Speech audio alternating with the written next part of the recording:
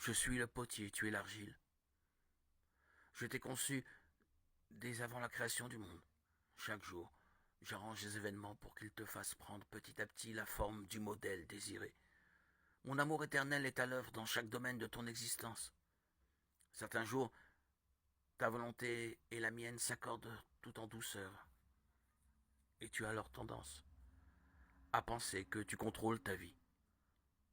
D'autres jours, tu éprouves le sentiment de nager à contre-courant, contre ma volonté.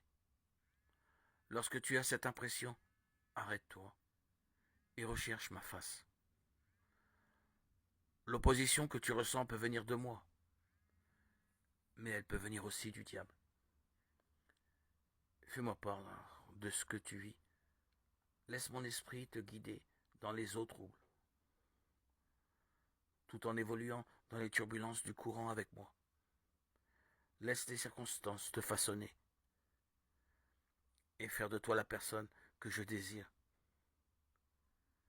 Dis oui au divin potier durant cette journée.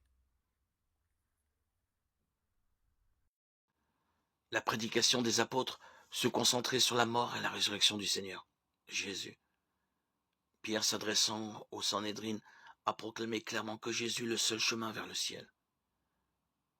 Il n'y a de salut en aucun autre, car il n'y a sous le ciel aucun autre nom qui a été donné parmi les hommes, par lequel nous devions être sauvés. L'apôtre Paul, prenant la parole à la synagogue d'Antioche, a décrit Jésus comme le seul sauveur.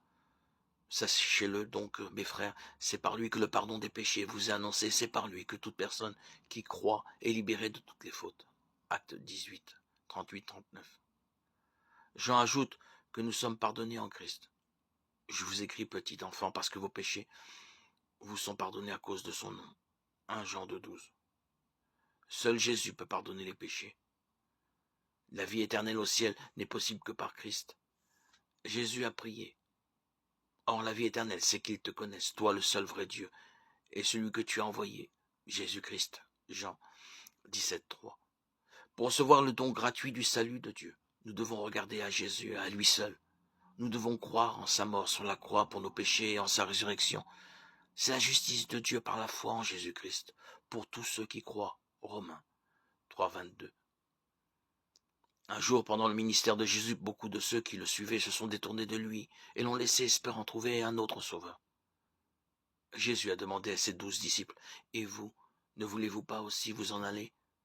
Jean 6, 67.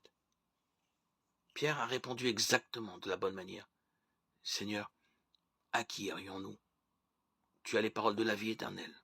Et nous croyons et nous savons que tu es le Messie, le Fils du Dieu vivant. » Jean 6, 68, 69.